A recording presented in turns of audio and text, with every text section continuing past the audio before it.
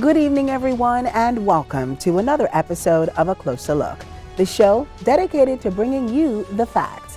We ask the questions no one else will, and we get the answers that no one else can. I'm Arabina Apia. Thanks so much for joining us. No holistic crime plan would be complete without the inclusion of a rehabilitation strategy. Rehabilitation and reintegration are major prongs of the government's 5-point plan on crime because, let's face it, what's the point of working hard at the prevention and punishment sides of the crime plan if we're simply letting dangerous men and women back into regular society? While punishment is important, the end goal should be more about breaking the cycle of crime and giving individuals the opportunity to turn their lives around. What does this look like? Well, it could look like access to education, job training, and even mental health support. It's a challenging but necessary endeavor, one that requires compassion, dedication, and the belief in the potential for positive change in each and every individual. Tonight, we focus on the actionable steps being taken to reduce the likelihood of recidivism, but also empower individuals to become productive members of society.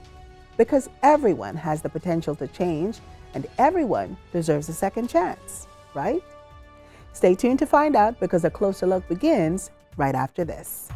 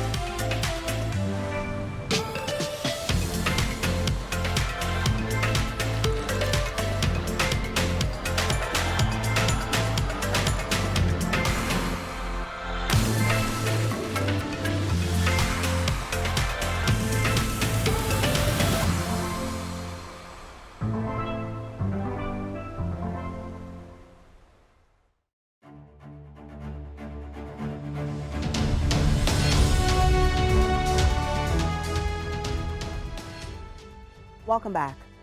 You may know it as Fox Hill Prison, but the Bahamas Department of Corrections is moving away from its role as a purely punitive environment to one that is more transformative. ACL correspondent Marcos Ambrister tells us more about this shift and the impact it's having. Marcos? Crime and violence, crime and community, crime and punishment. But what about crime and corrections? Today, we take a deep dive into the rehabilitative arm of crime.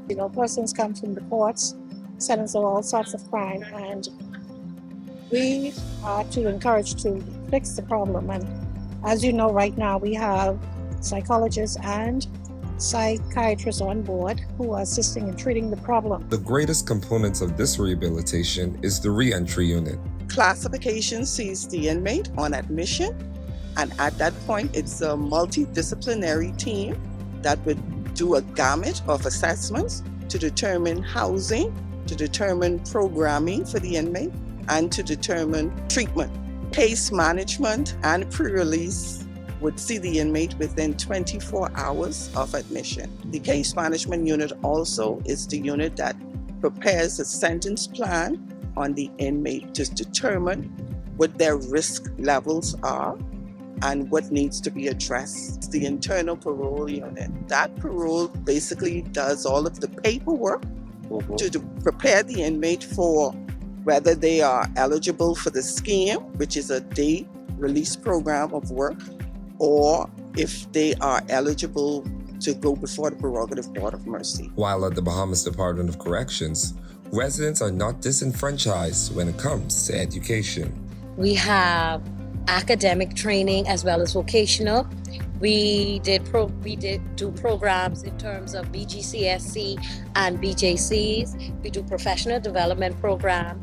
We also had partnership with BTVI where they did certificate courses. Vocational programs in electrical, welding, carpentry, block making, mechanics, agriculture, and the harvesting of eggs can all be found here. And they also ensure that mental health is a top priority for all residents. At some point, we hope that inmates will be able to return back to society, and we want them to be in the best state possible. Even those who are on medication, we try to set up that process of having that continuing medication, continuing talk therapy, continuing mental health services that they need. Reporting for a closer look from the Bahamas Department of Corrections, I'm Marcos Umbrister Jr. Thanks so much, Marcos. Stay with us. There's more of a closer look right after this.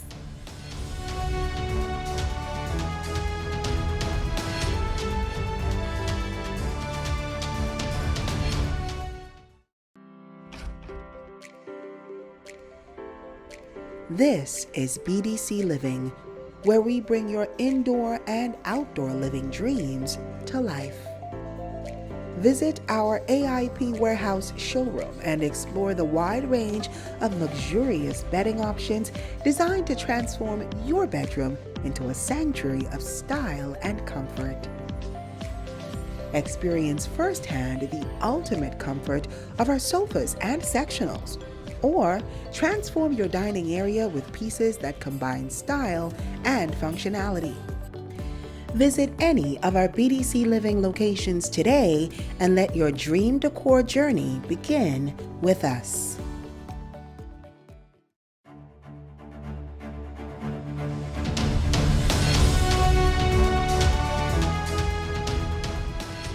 Welcome back.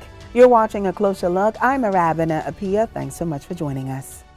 In many countries, including here in the Bahamas, the prerogative of mercy is a mechanism designed to offer clemency and pardon. It's one of the tools available to local law enforcement as part of real efforts to give second chances to deserving individuals. Our very own Marcos Umbrister tells us more in this upcoming report.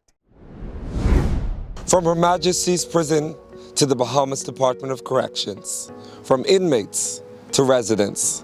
But what about from residents to fully functioning members of society? We do have persons who would have come here sentenced, and for the most part, out of 100%, 96-98% of them would return to civil society. Deputy Commissioner of the Bahamas Department of Corrections, Bernadette Thompson Murray, sought to elaborate on a constitutional right, the prerogative of mercy. Those who are also post-release are done through by the prerogative of mercy, which is enacted by the Constitution in Article 91. And we would note that that board consists of the Minister of National Security, the Attorney General. Also, you have laymen and women that is selected, or appointed, I should say, to serve on that committee. When it comes to reintegrating residents into society, the Bahamas Department of Corrections does so in stages. Some are even given separate living accommodations. The persons that have been selected to be on the day parole, they do live in a separate housing as opposed to the regular persons, because they leave out from early in the morning, drop to their place of work, and they return back in the evening, say the latest about 6 o'clock. And so they are unsupervised by the Department of Corrections, but bear in mind that we do spot checks to ensure that they are at their workplace when we do make checks. Overall, the Bahamas Department of Corrections continues to see success from their programs and utilization of the prerogative of mercy. And if I can brag a bit, much of the guys that came through the program with me has not returned. It has not returned. And right now, a lot of them have their own businesses and have their own family now, gotten married, have their children. And so when I see them, that makes me proud. That's my gratification when I know that we are doing something positive in making a safer society for us to live in. Reporting for A Closer Look, I'm Marcos Umbrister Jr. We have more show on the other side of the break, so stay tuned. We're back in just 60 seconds.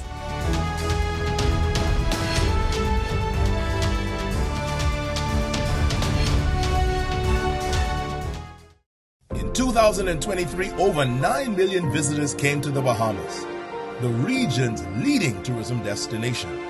That's why tourism is everyone's business. Paradise is not only found in Nassau, but throughout our 16 island destinations. That's why tourism is everyone's business. Over 400,000 Bahamians depend on our tourism-driven economy. That is why tourism is everyone's business. It's the passing on of our traditions and our cultural heritage to the next generation.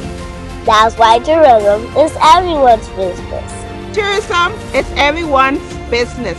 From the straw we plant, to exploring our Bahama blues, to experiencing the greatest show on earth. No matter who you are, we all have a part to play in our tourism industry. This is our country. These are our islands. This is our home. That's why tourism is everyone's business.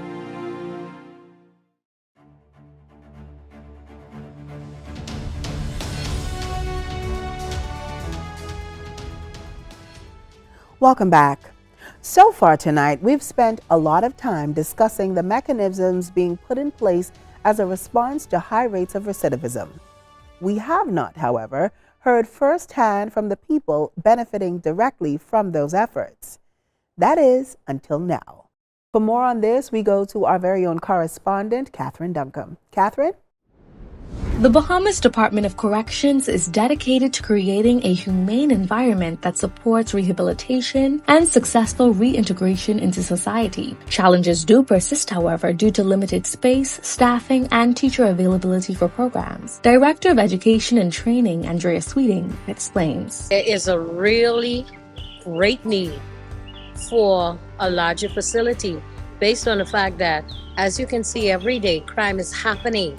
We have illegal immigrants that are coming who we are helping, the Bahamas Department of Correction. So there is an overcrowding here. Despite the challenges, the Bahamas Department of Corrections empowers inmates through education and vocational training, fostering positive transformations as shared by resident inmates. They're doing a good job, along with other programs like the Grow Your Child program that was instilled in female prison, along with the various productions we have, where the choir performs and we are able to express ourselves through music and dance at the female prisons. Well, they have brought the tools necessary in my life to cope with conflict resolutions, help me to figure out ways to deal with anger that I may be dealing with. It was very pivotal in my whole development. Every classes that go down in here, I am a part of, and I'm getting more wiser, I'm still strong, and thank the Lord that, He has brought me from a mighty long way. Yes, I learned conflict resolution and better ways to handle situations in Poland, and now I learned to walk away.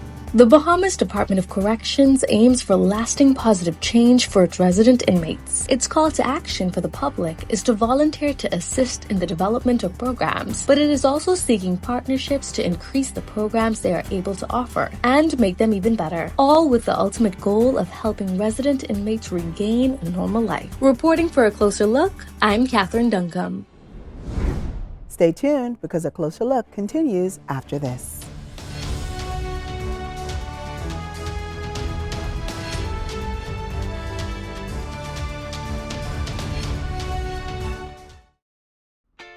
The one-stop shop for fashion designers, tailors, students, government agencies, junkedeurs, upholsters, event planners, and Bahamians with a sophisticated sense of style. Commonwealth Fabrics is here to provide everything you need, from the smallest notions to the most elegant and unique fabrics. Family and Bahamian-owned since 1979. Commonwealth Fabrics is conveniently located in Palmdale to offer you the best in quality fabric and fashion notions. Come in and visit us today.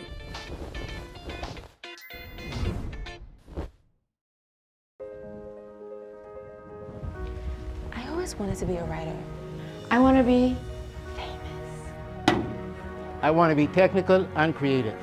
I always wanted to be in a band. I want to be a movie director. I always wanted to be a professional. Yeah! I want to be creative. I want to do John Canoe all day. Should have been a dancer. I want to be a star! You soon can be at CAPAS, the Bahamas School for the Creative and Performing Arts.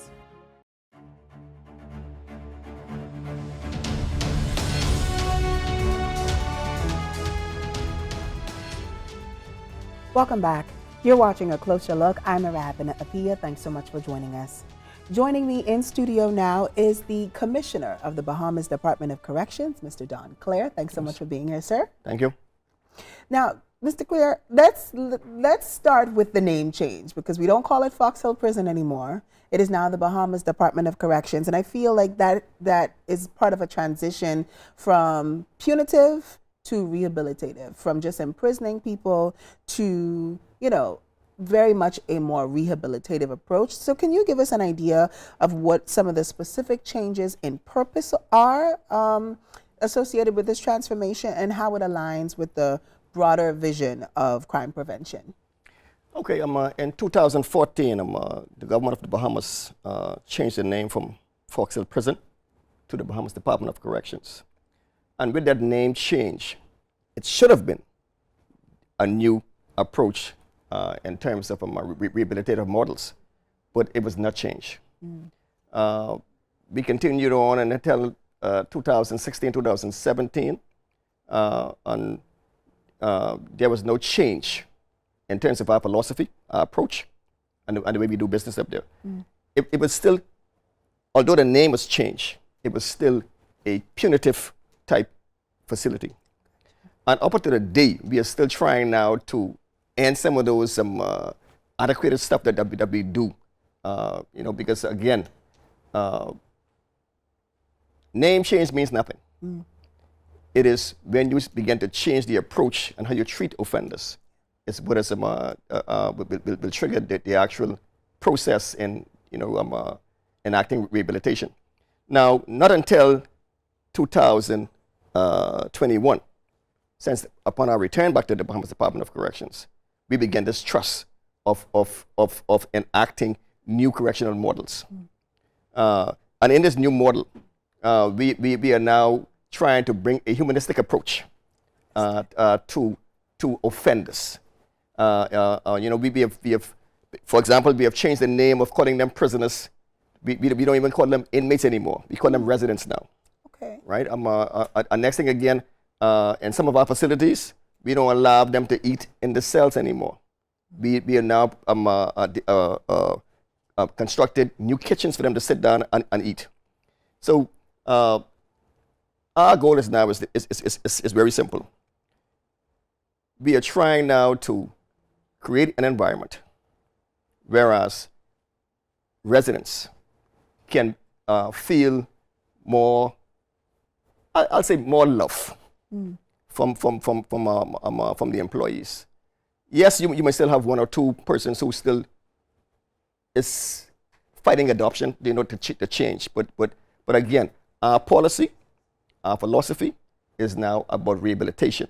And what we are doing now, we are now bringing in a lot of professional staff to enact our change. The government mandate is very clear. We have to create a place whereby residents can be reformed. Yeah. So let's talk about the impact of those kinds of changes and that shift. You mentioned, that a name change, obviously not enough. So can you share any data or success stories about the way the changes that are being made are contributing to an overall reduction in recidivism? I will say this to you. For the first time in history, this is the largest support that the Bahamas Department have ever seen from any government. Just last year, the government, for the first time in history, we began this approach of hiring professional staff. We have hired 4 psychologists and 2 psychiatrists at the Bahamas Department of Corrections. We have hired a juvenile specialist. We are about to bring on 4 psych nurses, because we have a lot of psychological issues with some inmates. We are now bringing on 14 professional teachers. Now, why are we doing this? We are doing this mainly because when you come into prison, you have to do be classified. And in the classification process, our new model states that you must be given a sentence plan. And this sentence plan will dictate how you live and how you progress in the institution. And a part of the sentence plan is that once you complete this plan, every professional staff has to sign off on you to say that this person has met the requirements. The fact of the matter is this, and we cannot deny it. Over the last year, 2 years or so, we've been having unfortunate tragedy, deaths in the institution because psychiatric inmates were attacking each other, and prison is not designed for that type of environment. Now, but they are there, and so we have to address the matter. Again, that's why the government has hired psychologists and psychiatrists. Now, since they came on stream some 1 year ago, deaths have decreased by 99%. Wow. And the inmates are now being, the residents are now being treated. They are taking their medication daily, and they're being taken out of the cells. They are talking to the doctors and the psychiatrists daily, and they now feel pretty much more, I'll say, appreciated. And hence, I have noticed quite a number of them now. They don't want to use the word "I crazy" no more. They want to use the word, well, I am. I was say that they are there yet, but they're using the word now that Mr. Cleare, I am more seen than I used to be on the streets. Wow. You see? Let's talk about the public perception of the prison, because I think we can all agree that, the way the public views correctional facilities contributes to how effective, the work that you guys do there. Is there, or have you noticed a shift in the way people view the Department of Corrections? And what work is being done to sort of dispel this idea that, prison is and should be a purely punitive environment? What the public sees oftentimes is this. They see the remanded offender goes in, comes out, goes in, comes out, goes in, comes out. That's the remanded offender. Yeah. Now, the sentenced offender is a different person. That person, once they come in, we give them a sentence plan, we train them, we teach them, we give them necessary tools and skills. You don't see them come back to prison. So that's why prisons are saying, oh, the recidivism rate is so high. It is not high. It is high amongst the repeat remanded persons, because by law, we cannot do nothing with them because they are presumed innocent. You see, so that's the major difference that the public will see. We are now developing zones for us to develop inmate industries. We now have we have just recently partnered with a private vendor. He has spent some $2 million buying a new block plant. Wow. And that block plant will make 10,000 blocks a day. Inmates will be making the blocks. We have just been given a memorandum of understanding with the Ministry of Housing. Inmates will now build houses for the government also. But again, it is our goal that because sometimes society is unforgiving when it comes to former residents. So it's our goal allowing us to give each inmate that is released out of that facility to give them a better chance to survive by giving them skills and putting them in the workplace. Well, it sounds like you are seeing successes with the changes. But I guess my final question to you, Commissioner, would be, if you could give the public some insight about something that they don't know about the Bahamas Department of Corrections and the work that you guys are doing, what would that be? Well, I'll say this. One of the greatest achievement that I'm seeing now since taking the realm is that I'm being now seeing for the first time offenders really wants to change. You know, and because they are willing to change, we now have to figure out, and we now have to put in place measures for them to sustain that change. You know, we cannot let them be discharged broke. For example, those who are working, when they're about to be discharged, they are given $200-300 because of the amount of funds that they save the government of the Bahamas. Wow. The greatest thing that I want the public to realize today is this, is that when your loved one comes out of the facility, you will see a change in their attitude, in their wake habits. They will be more accountable. That's our goal, that's our purpose. Yeah. So this is what we're trying to do now, that the public doesn't know. Well, Mr. Cleare, I want to thank you very much for stopping by and really having this conversation with me. This has been a very enlightening conversation, I think, for the public in terms of, you know, what people expect from the correctional facility here in the capital. I think it's going to change a lot of perception. So I want to thank you very much for being here. Thank you too, ma'am. Awesome. We'll be back with more of a closer look right after this.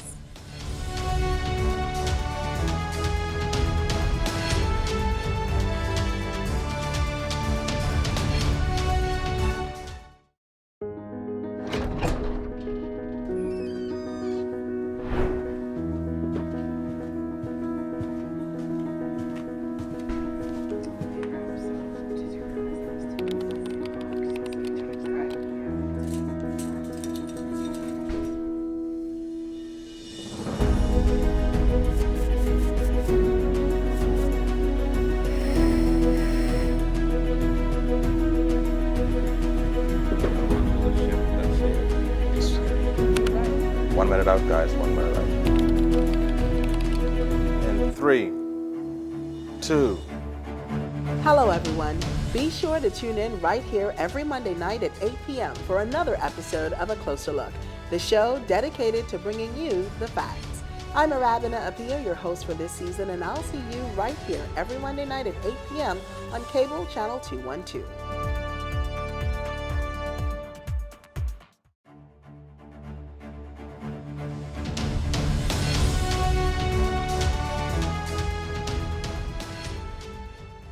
Over the past 3 episodes, we've asked some tough questions, but necessary questions, all in an effort to uncover the complex realities of crime and its impact. We've heard the voices of those left behind. We've heard from law enforcement and from the wider business community as well, because crime is everyone's business. It will take all of us making the hard decisions, doing the hard things if we're really going to see a difference. We here at A Closer Look are prepared to do our part, and we encourage you to do yours as well. Till next time, I'm Arabina Apia. Good night, everyone.